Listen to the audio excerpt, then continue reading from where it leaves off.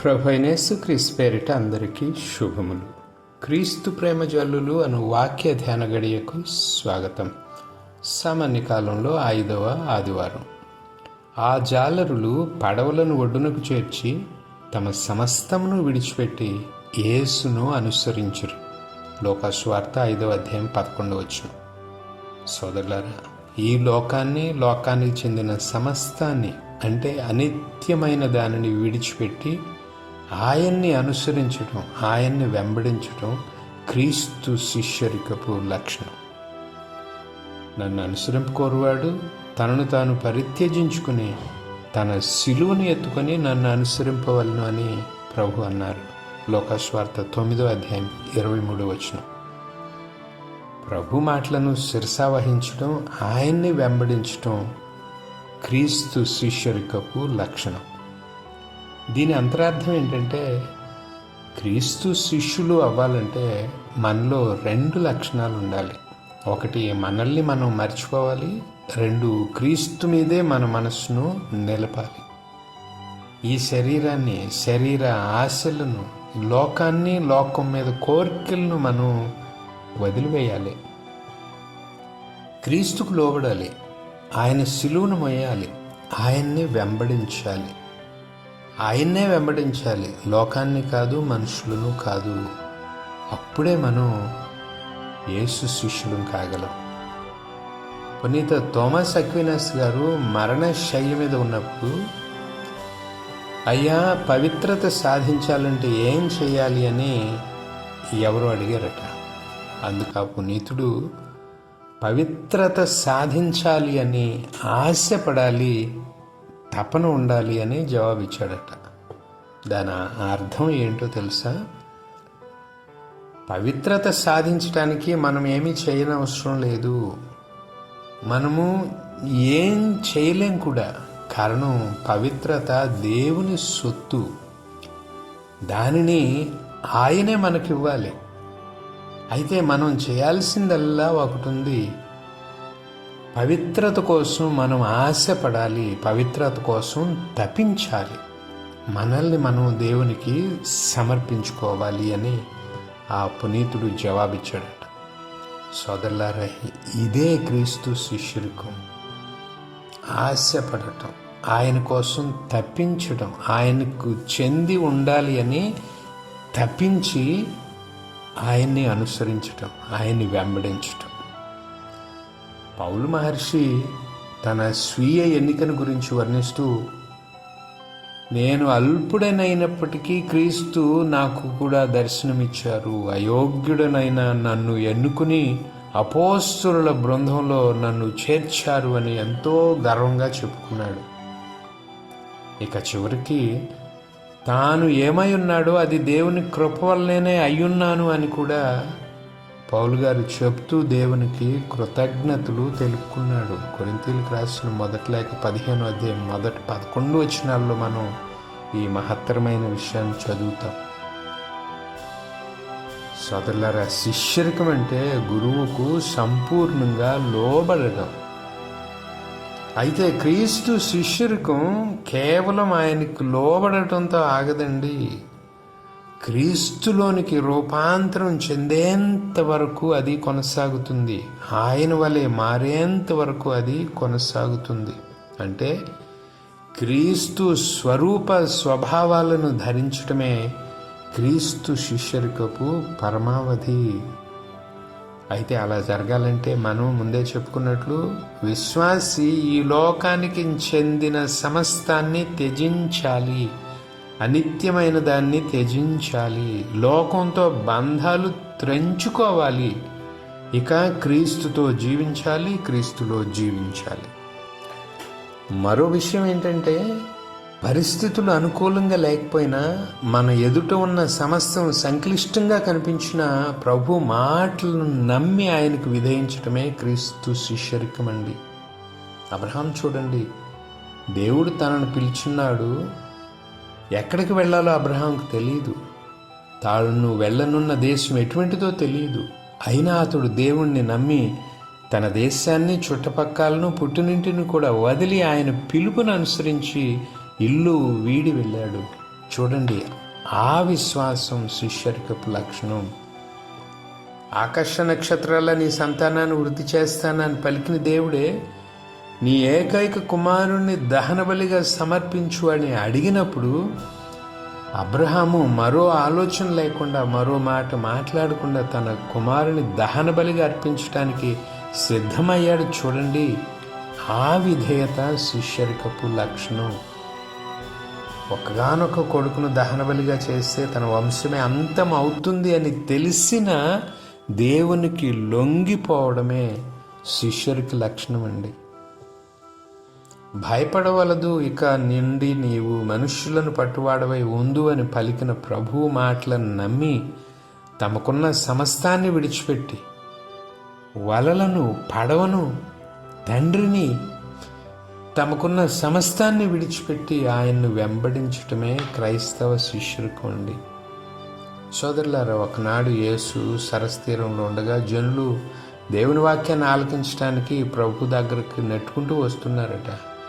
ప్రభు సరస్సు ఒడ్డు నిలబడలేకపోయారు. ఇక ఆయన తల త్రిప్పి చూస్తే అక్కడ కొన్ని పడవలు కనిపించాయి. వాటిలో ఒకటి సీమోను పేతురుది. ప్రభువు సీమోను పేతురు పడవలో ఎక్కి దాన్ని ఒడ్డు నుండి కొంచెం లోనికి త్రోయమని చెప్పి దానిలో కూర్చుని ప్రజలకు ఉపదేశం చేశారు. ఇక బోధించడం ముగించిన తర్వాత ప్రభు సీమోనుతో, మీ పడవను ఇంకను లోతునకు తీసుకువెళ్ళి చేపలకై మీ వలను వేయుడు అన్నారు.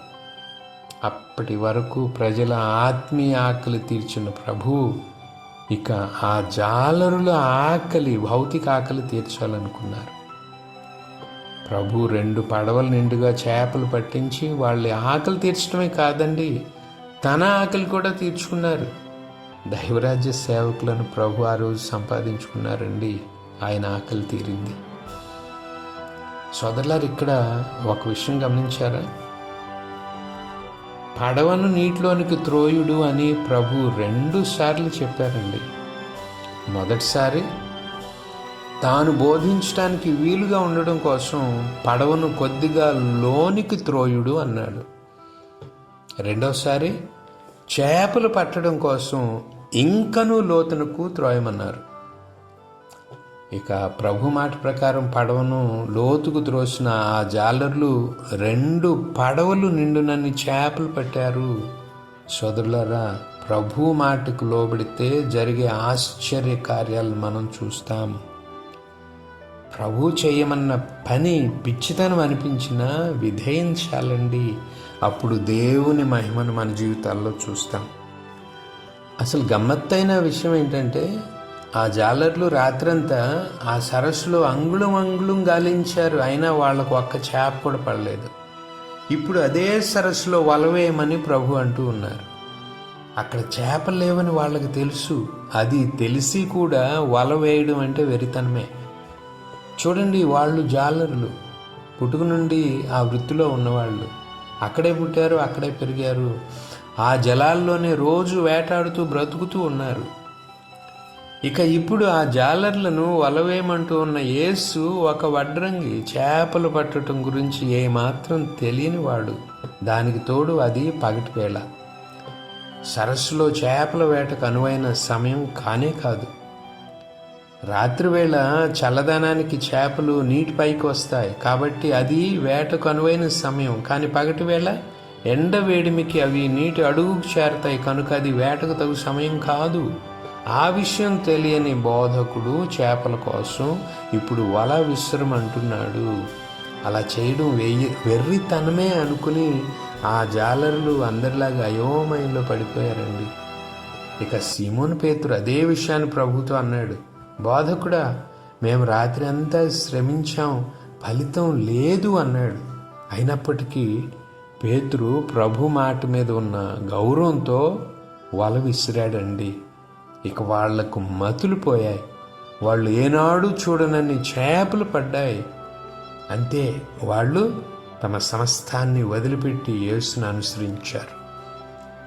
సోదరులారు, ఇక్కడ మనం గ్రహించాల్సిన మర్మాలు 2 ఉన్నాయి. మొదటిది, ప్రభు ఆజ్ఞలకు విధేయించడమే మన విజయానికి మూలం. రెండవది, క్రీస్తుతో నడవాలనుకున్న విశ్వాసి ఆయనతో లోతైన బంధాన్ని ఏర్పరచుకోవాలి. అవును సోదరులారా, ప్రభు ఆజ్ఞలను విధేయించిన వాడే జయిస్తాడు. లోకాన్ని జయిస్తాడు, శరీరాన్ని జయిస్తాడు, సమస్తాన్ని జయిస్తాడు. ఇది మొదటి మర్మం. మనకంతా తెలుసునని ఆయన మాటలను అలక్ష్యం చేయకూడదండి. మన జ్ఞానం దేవుని ముందు ఎందుకు పనికిరాదు. ప్రభు జ్ఞానుల జ్ఞానమును ధ్వంసము చేస్తారు, వివేకవంతుల వివేకమును తృణీకరిస్తారు అని అపోస్తలుడైన పౌలు అన్నారు. కొరింథీయులకు రాసిన మొదటి లేఖ 1వ అధ్యాయం 19వ వచనం. ఇక్కడ చేపలేమీ లేవు అని చెప్పిన పేతురు 2 పడవల నిండా చేపలు పట్టడం చూస్తే దేవుని వెర్రితనం ముందు మన జ్ఞానం దేనికి పనికిరాదని అర్థమవుతుందండి. అయితే ప్రభువులో మనకుండే విశ్వాసమే అసలైన కిటుకు. దైవ సేవకులు విశ్వాసం కలిగి ప్రభువుకు లోబడితే లోకం మీద విజయము సాధిస్తారు. ఇక శిష్యుడు తన పడవను ఇంకా లోతునకు తీసుకువెళ్ళాలన్నది రెండో మర్మం. ఇక్కడ పడవ అంటే శిష్యుల జీవితాలు అనే పడవ, జీవిత నావ. పడవ అంటే వాళ్ళ హృదయం, వాళ్ళ ఆత్మ. దైవరాజ్య సేవకులు తమ జీవితాలను, తమ ఆత్మలను లోతుకు తీసుకువెళ్ళాలి. ఏ లోతుకు తీసుకువెళ్ళాలి? దేవుని హృదయ లోతులలోనికి తీసుకువెళ్ళాలి. దేవుని అంతరంగపు లోతులను శోధించాలి. ప్రభుతో అనుబంధం ఏర్పరచుకోవాలి. అప్పుడు వాళ్ళు చేపలు పట్టగలరు. ఇక వాళ్ళు పట్టేది నీటిలో చేపలను కాదు, లోకంలోని మనుషులను, వాళ్ళ ఆత్మలను. పడవను ఇంకా లోతునకు తీసుకుని వెళ్ళమని ప్రభు వాళ్లతో చెప్పడంలోని అంతరార్థం ఇదే. మనం దేవుని హృదయ లోతులను శోధించాలి. వాక్య పఠనంలో, వాక్య ధ్యానంలో ఇంకా లోతుకు వెళ్ళాలి. ప్రార్థనలో, ప్రభుతో వ్యక్తిగత సంబంధంలో ఇంకా లోతుకు వెళ్ళాలి. అప్పుడే దేవుని కోసం, దైవరాజ్యం కోసం మనుష్యులు అనే చేపలను పట్టగలుగుతాం. చివరిగా ఒక విషయం గమనించాలి. క్రీస్తు శిష్యరికానికి అవసరమైనవి పశ్చాత్తాపము, హృదయ పరివర్తన. ఈ ఉదంతం నుండి మనం నేర్చుకునేది ఈ 2 లక్షణాలు. ఈ 2 లక్షణాలు క్రీస్తు శిష్యుల్లో పవిత్రతను నింపుతాయి. దేవునికి, దైవరాజ్యానికి అవసరమైన అర్హతను ఇస్తాయి. పశ్చాత్తాపము, హృదయ పరివర్తన సీమోను పేతురులో ఉన్నాయి. ఈ ఉదంతంలో మనకు కనిపిస్తాయి. అందుకే అతడు ప్రథమ శిష్యుడు కాగలిగాడు. చూడండి, అతడు తొలుత ఏమన్నాడు? బోధకుడా, మేము రాత్రి అంతా శ్రమించితిమి కానీ ఫలితం లేదు అన్నాడు. దాని అర్థం తనకు అంతా తెలుసని చెప్పడమే. రాత్రి అంతా ఇక్కడ గాలించాం, ఏం దొరకలేదు, కాబట్టి ఇక్కడ చేపలు ఉండవని అతడు ప్రభువుతో చెప్తున్నాడు. మనలో అనేకలు దేవుని ఎదుట కూడా ప్రగల్భాలు పలుకుతామండి. దేవుని తోడు లేకుండా మనంతటి మనమే అంతా సాధించుకోగలమనే భ్రమలో ఉంటాం. కానీ జీవితంలో బోల్తపడిన తర్వాతే మనం అశక్తులమని గ్రహిస్తాం. ఆయన లేకపోతే ఏది జరగదు అని తెలుసుకుంటాం. అయితే ఆ స్థితిలో కూడా కొందరైతే అజ్ఞానంతో ప్రవర్తిస్తారు, మూర్ఖులై ఉంటారు. దేవుణ్ణి ఆశ్రయించక చివరికి నాశనం అయిపోతారు. అయితే పేతురు అటువంటి పిచ్చి పని చేయలేదు. ప్రభు లేకపోతే తాను ఎంత బలహీనుడో గ్రహించినప్పుడు అతడు ప్రభువుని ఆశ్రయించాడు. ప్రభు, నేను పాపాత్ముడిని, నన్ను విడిచిపొండు అన్నాడు. అంటే ఆయన ముందు తన జ్ఞానం వ్యర్థమని అతడు ప్రకటిస్తూ ఉన్నాడు. సోదరులారా, దేవుడు అద్దం వంటి వాడండి. ఆయన ఎదుట నిలబడితే మన నిజ స్వరూపాన్ని మనం చూస్తాం. సింహాసనాసీనుడైన దేవుణ్ణి చూచిన యెషయా ప్రవక్త తాను ఎంత పాపియో గ్రహించాడు. పేతురు కూడా అలాగే యేసుస్వామి ఎదుట తన అల్పత్వాన్ని గ్రహించాడు. ఇక తొలుత యేసులో బోధకుడిని మాత్రమే చూచిన పేతురు చివరికి ఆయనలో ప్రభువును కనుగొన్నాడు, దేవుని కనుగొన్నాడు. యేసుక్రీస్తును దర్శించుకున్న ప్రతి ఒక్కరూ ఆయనే ప్రభు రక్షకుడని గ్రహిస్తారండి. ఇక పేతురు ప్రభు పాదాల మీద పడి, ప్రభు, నేను పాపాత్ముడను, నన్ను విడిచిపొండు అన్నాడు. పరిశుద్ధులైన దేవుని ఎదుట మనం అందరం అల్పులమేనని గ్రహించి ఆయన పాదాలను ఆశ్రయించాలని పేతురు మనకు నేర్పుతున్నాడండి. యెషయా కూడా మనకు నేర్పుతున్నాడు. మన పట్ల దేవుని కారుణ్యాన్ని, మన కోసం ఆయన కలిగి ఉన్న ప్రణాళికలను చూడాలి మనం. ప్రభు, నేను పాపాత్ముని, నన్ను విడిచిపోండి అని పేతురు అంటూ ఉంటే, నిన్ను మనుష్యులు పట్టువాడిగా చేస్తానని ప్రభు అంటూ ఉన్నాడు. భయపడకు పేతురు, నాతో ఉంటే చేపలనేంటి, నువ్వు మనుషుల్నే పట్టగలవు అని ప్రభు సీమోనుతో అంటున్నాడు. సోదరులారా, దేవుడు బలహీనులను పిలుచుకొని బలవంతులుగా చేస్తారు, వాళ్లతో తన మహత్తర కార్యాలను చేయిస్తారు. యెషయాను చూడండి, నేను పాపాత్ముణ్ణి అని అతడు అంటూ ఉంటే, నీవు నా ప్రవక్తవు అని దేవుడు అంటూ ఉన్నాడు. సమున్నత సింహాసనం మీద ఆసీనుడైన దేవుణ్ణి చూచిన యెషయా చెడితిని కదా అని గుండెలు బాదుకుంటూ ఉంటుంటే, దేవుడు అతని పెదాలు శుద్ధి చేసి అతన్ని తన ప్రవక్తగా లోకంలోకి పంపించాడు. యెషయా గ్రంథం 6వ అధ్యాయం మొదటి 10 వచనాలను మనం చదువుతాం. యెషయా తన పాపపు స్థితిని గుర్తించి పశ్చాత్తాపడినప్పుడు దేవుడు అతన్ని శుద్ధి చేశారు. హృదయ పరివర్తన చెందిన ఒక పాపాత్మునిలో దేవుడు పునీతుణ్ణి చూశారు. నేను బలహీనుణ్ణి అని యెషయా అంటూ ఉంటే, నువ్వు నా వలన బలవంతుడివి, నువ్వు నా ప్రతినిధివి అని దేవుడు అతన్ని దీవించి పంపారు. సోదరులారా, పాపులమైన మనం తగ్గింపుదనం కలిగి దేవునికి లోబడి జీవిస్తే ఉన్న స్థితి నుండి ఆయన మనల్ని ఉన్నత స్థితికి లేవనెత్తుతారు. తన మహిమ కార్యాల కోసం మనల్ని వాడుకుంటారు. చేపలు పట్టే సీమోనును మనుష్యులు పట్టేవాడిగా మార్చినట్లు, సంఘాన్ని నాశనం చేసిన సౌలును సంఘాన్ని కట్టేవాడిగా చేసినట్లు, పాపిని ప్రవక్తగా లోకంలోనికి పంపించినట్లు, పాపులము బలహీనులమైన మనలను కూడా తనకు సాక్ష్యమిచ్చే శిష్యులుగా, దేవునికి మహిమ చేకూర్చే సేవకులుగా ప్రభు మారుస్తారండి. కనుక మనకున్న సమస్తాన్ని విడిచి మనల్ని మనం ఆయనకు లోబరుచుకొని తగ్గింపు ధనం కలిగి ఆయన్ని అనుసరిద్దాం, ఆయనకు శిష్యులమై జీవిద్దాం. చిన్న ప్రార్థన చేసుకుందాం. తలలు వంచండి. ప్రియమైన ప్రభు, మీ వాక్యమును ధ్యానం చేయడానికి ఈరోజు మీరు మాకిచ్చిన ఈ సమయానికే మీకు స్తోత్రాలు.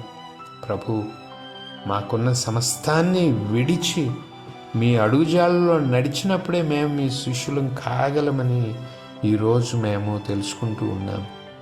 మమ్మల్ని మేము తగ్గించుకున్నప్పుడే మీకు యోగ్యులం అవుతాం.